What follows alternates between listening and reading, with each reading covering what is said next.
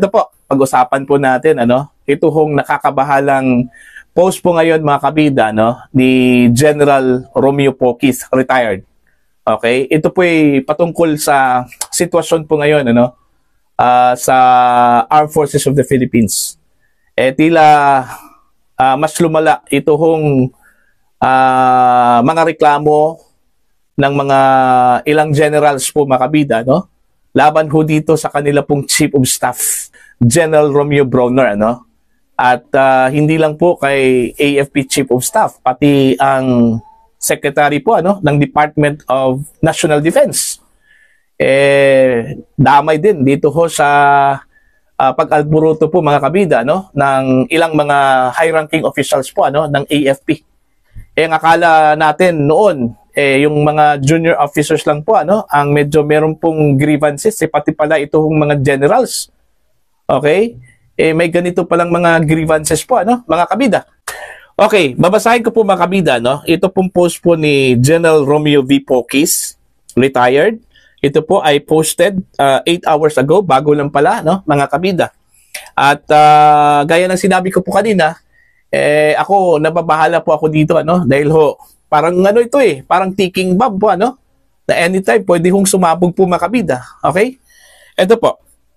Restiveness in the ranks. The pot is boiling. Kumbaga, impatient na po, Ito hong mga opisyal po ng Armed Forces of the Philippines.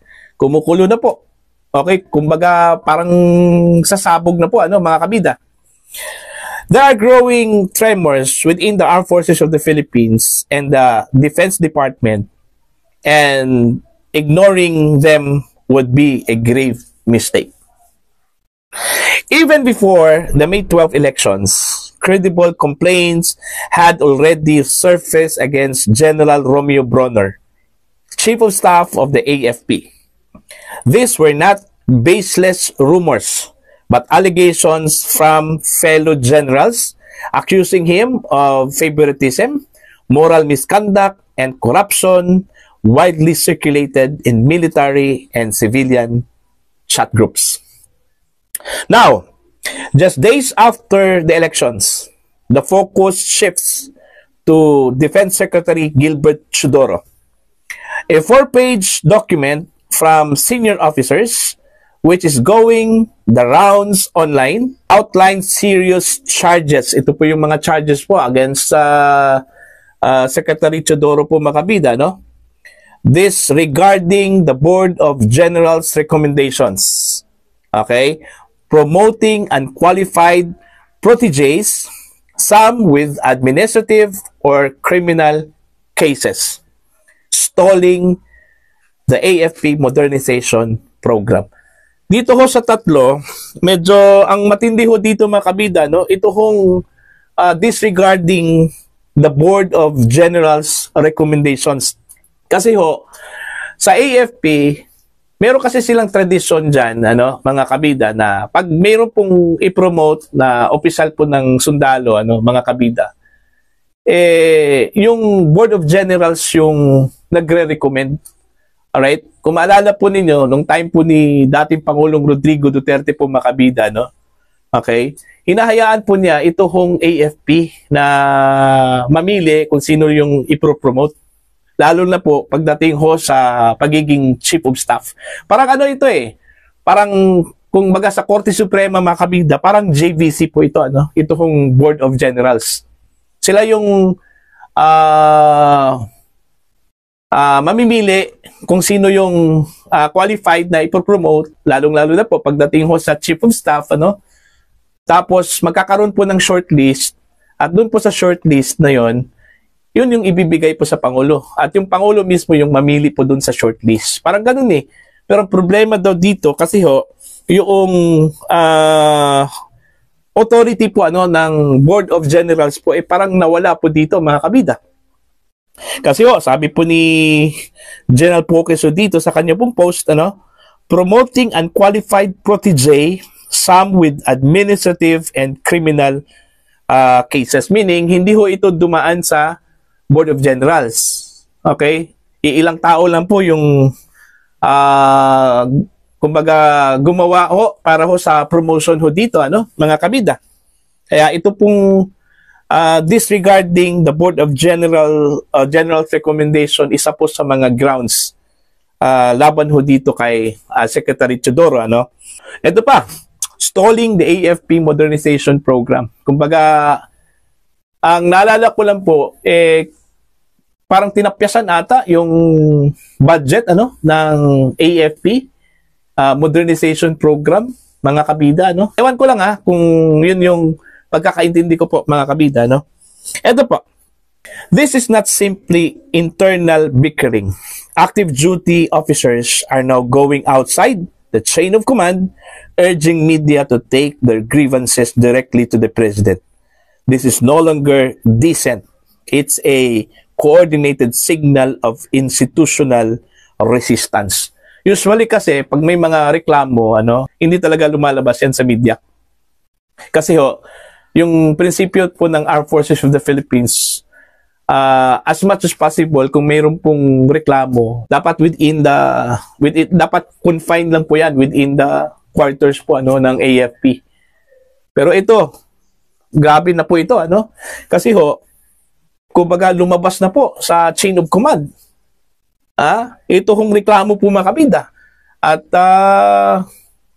humihingi na po ng tulong mula sa media, para lang makaabot po ito, makarating po, mga kabida, sa Pangulo po, ito hong kanila pong grievances. Okay? Patuloy po tayo. Let's be clear. This moment is not business as usual. Kumbaga, hindi ho normal yung sitwasyon po, dyan po sa Armed Forces of the Philippines. President Marcos' recent directive for cabinet officials to file courtesy resignations is widely seen as a cosmetic move. Key players remain untouched, and the reshuffle looks more like a recycled rotation of the same insiders. Kumbaga, parang lang yun, moro-moro lang daw, kasi based sa observation, yung mga pinaparesign, mga kabida na mga officials, kung hindi nireassign, okay, binalik. Okay. Binalag po sa kanila pwesto, mga kabida. Ito pa. But here's the alarm bell. Ito po yung pinakamatindi po, mga kabida, The early vote by military and police personnel overwhelmingly rejected the president's candidates in favor of Duterte allies. That is more than dissatisfaction. That is defiance from within the country's most disciplined ranks. Yun yung matindi, Kumbaga, parang sampal yun, sa Pangulo at sa administrasyong ito, mga kabida. Mantakin nyo, mga sundalo po ng Pangulo, supposedly, susunod doon dapat sa chain of command, mga kabida. Sa kanila pong commander-in-chief. Okay? Pero hindi sinunod. Okay, hindi binoto yung kandidato po ng administrasyon, kandidato ng Pangulo, sa halip po, mga kabida, yung kanila pong binoto, ito mga kandidato po ni dating Pangulong Rodrigo Roa Duterte. Anong tingin po ng mga eksperto dito? Ang sabi po ng mga eksperto, this is an indication of a protest vote, mga kabida, Hindi nila nagustuhan yung mga kandidato po ng Pangulo, at most likely, hindi nila nagustuhan yung mga ginagawa po ng Pangulo, mga kabida. At hindi lang po AFP ang gumawa po ng ganun, pati pulis, mga kabida. Combine AFP, PNP, at saka ito mga guro, na kabilang sa local absentee voting, mga kabida. Eto, mas malawak po na picture. Ito po yung mga kinonsidera po ng mga sundalo, mga kabida, kung bakit nagkaroon po sila ng ganitong grievances at bakit binoto nila yung mga kandidato po ng dating Pangulo. Instead, ito mga kandidato sana ng kanila pong commander-in-chief. Consider the larger picture. Number 1, the escalating power struggle between the Duterte bloc and the Marcos Romualdez Araneta axis. Ito po. Impeachment proceeding looming over VP Sara Duterte. Alright? Number 3, the extradition and ICC detention of former President Duterte. Number 4, persistent and deep-rooted corruption in the Senate, Congress, and executive agencies. Ito kasi yung kumbaga sa lahat po ng kanila pong mga reklamo, ito hong corruption po ang kanila pong pinakamatindi, mga kabida. Okay? Hindi lang po sa within the AFP ranks, pati yung outside AFP. Okay? Sa Kongreso, sa executive agencies po, mga kabida, Kumbaga, widespread yung corruption na nakikita ho ng mga sundalo, mga kabida.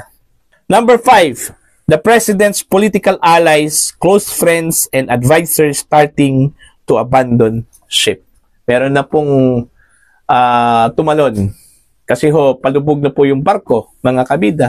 Kahit na yung mga senador, mga kalyado, ang sabi po ni Senator De La Rosa, meron pong mga non-Duterte allies na ando na po sa kampo po ni Vice President Sara Duterte. They have changed their stance, mga kabida. Alright? Ito pa. What we are witnessing is not yet collapse, but the slow unraveling of legitimacy. A government begins to lose its grip, not with a bang, but with systematic internal disengagement from the military, from institutions, and from the public trust. The President is now faced with a stark choice. Act boldly to restore coherence and credibility within his administration, or ignore the growing fracture lines and face consequences that may no longer be containable. Kumbaga, the President, mga kabida, based on the allegations and tremors within the armed forces of the Philippines, should act promptly, Okay? Otherwise, kung hindi ito bigyan ng pansin po ng Pangulo, it will no longer be containable, mga kabida. Hindi na ito maaagapan pa. At yung sinabi po ni General Pukis na parang bulkan, na ito pong sitwasyon sa AFP para pong bulkan, baka sasabog po ito anytime. Parang ticking bomb yung sitwasyon anytime pwede hong sumabog po, mga kabida, Okay, eto pa. Last na lang po ito, mga kabida. Political instability does not arrive overnight. It builds silently through insubordination, disillusionment, and betrayal at the highest level. The next few weeks may determine the trajectory of this administration. The volcano is rumbling. Will it be diffused or will it erupt? Ito yung aabangan po natin, mga kabida. Kung hindi gagawin ng Pangulo yung agarang action dito, dito sa problema po ng Armed Forces of the Philippines within the ranks, mga kabida. Okay? So yan lang po para po sa